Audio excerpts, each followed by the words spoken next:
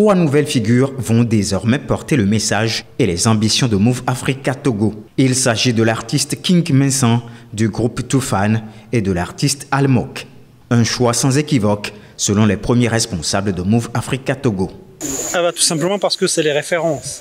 Vous savez, ces 3 artistes sont des icônes et chacun dans son style, il reflète la force, il reflète l'innovation, il reflète la persévérance. Et chacun de ces articles qu'on a choisis, alors il a une histoire ancienne, ancestrale je dirais. Et donc ça correspond aussi à ce que nous voulons passer.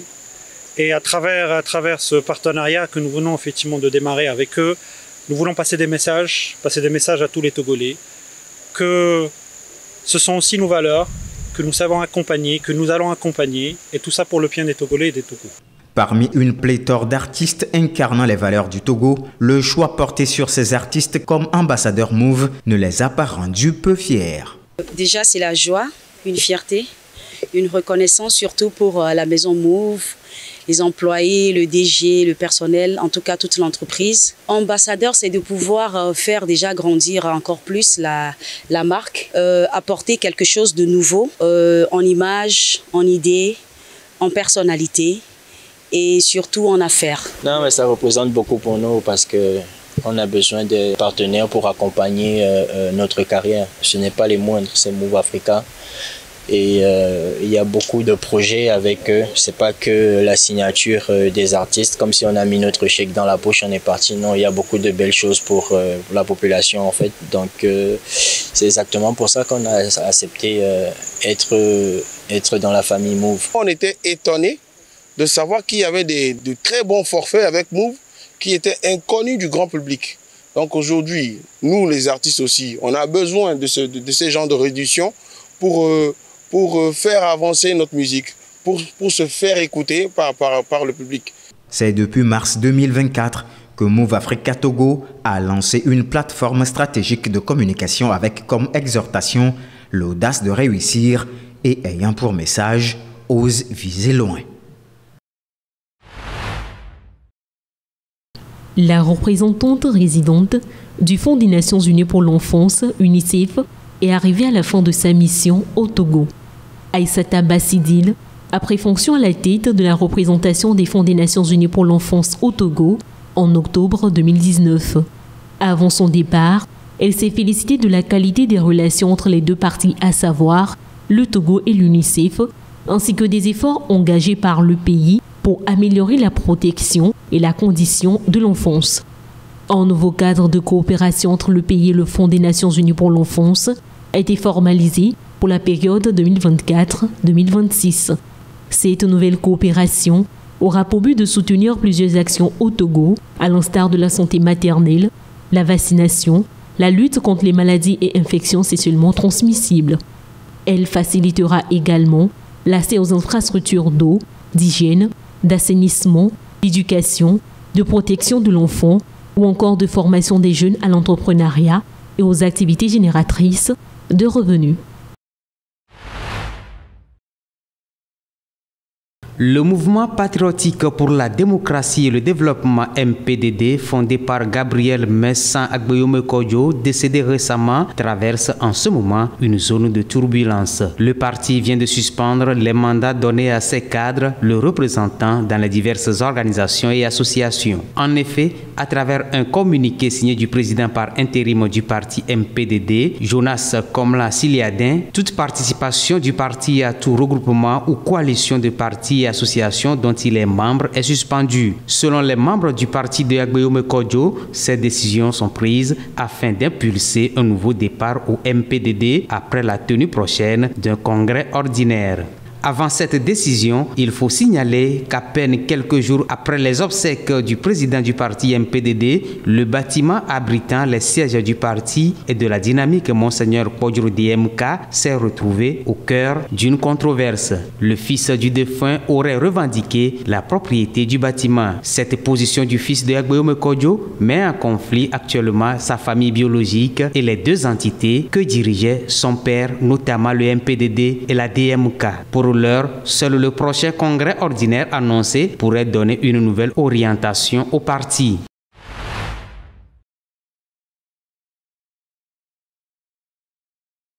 Dans le cadre de la simplification et de la modernisation du secteur foncier, le Togo met en place diverses réformes visant à réduire les conflits liés à la propriété et à améliorer l'accès à l'information pour les citoyens. Parmi ces réformes figurent la dématérialisation des procédures et la digitalisation des plans parcellaires. Toujours dans cette optique, et à partir du 1er août 2024, le pays introduira un système de numéro unique parcellaire NPU pour chaque parcelle de terrain sur l'ensemble du territoire. L'annonce a été faite par l'Office togolais des recettes OTR en fin de semaine dernière. Ce numéro sera un identifiant obligatoire pour chaque parcelle de terrain et devra figurer sur tous les documents relatifs à un immeuble. Les principaux objectifs de cette initiative sont de favoriser une meilleure transparence dans la gestion foncière, de réduire les litiges liés aux droits de propriété grâce à une meilleure traçabilité des propriétés, de renforcer la gestion foncière et de faciliter l'identification des propriétés. Un numéro unique parcellaire bien coordonné présentera plusieurs avantages pour les propriétaires de terre. Il permettra une identification claire, facilitera les transactions et renforcera la sécurité juridique en consolidant les droits de propriété, permettant aussi aux propriétaires de prouver plus facilement leur légitimité sur leur terre. En simplifiant l'identification des parcelles, le NPU pourrait également encourager des investissements dans l'agriculture et l'immobilier, contribuant ainsi à la croissance économique du pays.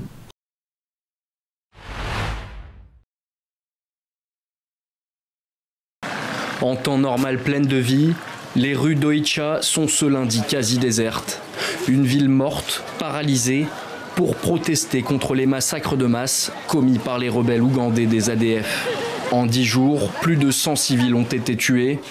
La société civile accuse les autorités congolaises d'inaction et a choisi de faire grève pendant 3 jours. Nous fermons nos activités compte tenu des massacres déplorés ces jours. Les autorités semblent être insensibles à ce que nous subissons. Notre voix n'est pas entendue, c'est pourquoi nous avons décidé de la faire entendre autrement auprès des autorités. Nous sommes des civils et attendons d'eux la sécurité parce que nous pensons qu'ils ont échoué. Au-delà d'une critique adressée à Kinshasa, le choix des commerçants d'Oicha d'afficher porte close est aussi un message envoyé aux forces de sécurité, jugées passives par une partie de la population. Que les autorités nous aident pour qu'on sache où nous situer aussi. Nous sommes conscients de la détérioration de la situation sécuritaire. Nous sommes tués chaque jour, mais la solution durable n'a jamais été trouvée. Les fois passées, nous avions organisé des actions comme celle-là, mais il n'y avait toujours pas de solution. Un message politique et un deuil.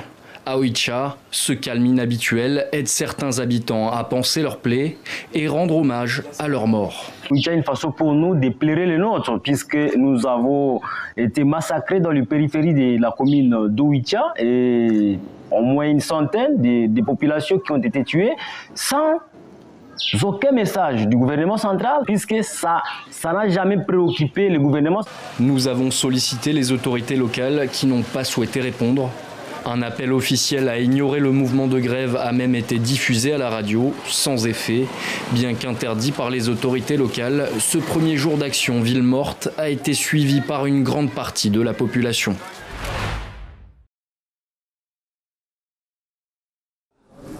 C'est une avancée pour tout le continent. Le Rwanda a inauguré l'IRCAD, le premier institut de recherche contre les cancers de l'appareil digestif en Afrique. Je peux vous assurer que de nombreux héros sont en train de naître ici, que de nombreuses légendes vont sortir de ce laboratoire. Il s'agit d'une évolution positive pour le Rwanda et l'Afrique, mais aussi pour le monde entier. Dans certaines régions, la population fait face à un désert médical. Pour répondre à la demande de soins chirurgicaux, le centre du Rwanda forme des professionnels de santé de 25 pays.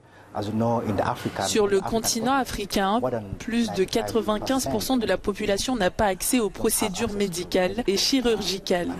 C'est aussi l'une des solutions apportées ici au Rwanda, dans ce centre spécialement au service du continent africain. Des pays africains ont encore recours à la chirurgie traditionnelle, nécessitant des opérations longues et douloureuses. L'IRCAD forme les professionnels à la chirurgie mini-invasive, une technologie médicale moderne minimisant la douleur subie par les patients.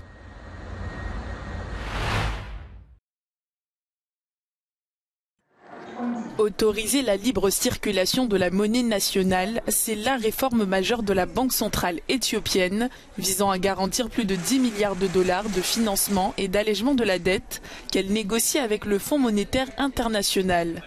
La Banque centrale de l'Éthiopie a annoncé ce lundi une réforme de son régime de change, autorisant les banques commerciales à fixer librement le taux de change de la monnaie nationale. La directive publiée sur Internet autorise les banques à acheter et vendre des devises étrangères à des taux librement négociés. Avec cette mesure, la banque espère obtenir le soutien du Fonds monétaire international et progresser dans la restructuration de la dette longtemps retardée. Depuis l'annonce de la réforme, la monnaie nationale, le birr, a chuté de 23% face au dollar. À la suite de l'effondrement de la monnaie éthiopienne, le conseil d'administration du FMI a prévu de discuter d'un nouveau plan de sauvetage destiné au pays cette semaine.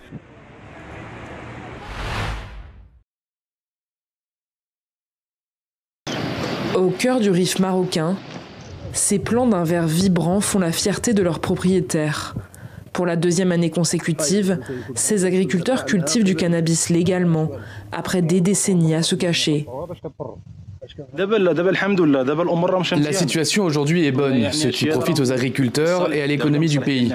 Les agriculteurs peuvent désormais cultiver le cannabis en toute transparence, avec l'appui des autorités. Fini le travail dans la clandestinité et la peur. Depuis 2021, le Maroc autorise la culture et l'exploitation de cette plante à usage thérapeutique dans 3 provinces rurales de la région du Rif. Ici, le cannabis fait vivre entre 80 000 et 120 000 familles, selon des estimations officielles. L'Agence nationale de réglementation du secteur a délivré plus de 200 autorisations à des industriels pour l'importation de semences, la transformation et l'exportation. Le produit marocain, aujourd'hui, il est dans sa place au niveau international. Le Maroc, il a exporté aujourd'hui des produits à base de cannabis légal vers pratiquement 4 pays. Aujourd'hui, il a exporté vers la Suisse, il a exporté vers la France, il a exporté vers la République tchèque, il a exporté vers l'Espagne. Donc on est à la conquête du marché international. Malgré ce succès, le secteur reste embryonnaire au Maroc. La surface de cannabis légal s'élève à 2700 hectares, bien loin des 55 000 hectares de plantations clandestines recensées en 2019. La Chine et 26 pays africains ont publié conjointement lundi à Beijing un plan d'action censé permettre une accélération de leur coopération numérique. Cette initiative va renforcer les partenariats en matière de politique numérique, d'infrastructure, d'innovation et de formation d'au moins 1000 professionnels au cours des 3 prochaines années. Je disais tantôt, c'est une coopération gagnante-gagnante. Qui profitent nos deux pays, le continent africain et la Chine de manière générale, à travers la mise en place d'infrastructures innovantes. Ces dernières années, la Chine a conclu des accords de coopération numérique avec de nombreux gouvernements africains, ce qui a permis d'améliorer la connectivité entre le continent et d'autres régions clés d'Europe, d'Asie et des Amériques, avec notamment le déploiement de plusieurs câbles sous-marins sur plus de 60 000 kilomètres. Ces entreprises ont joué un rôle essentiel dans la mise en place de réseaux de fibres optiques à haut débit.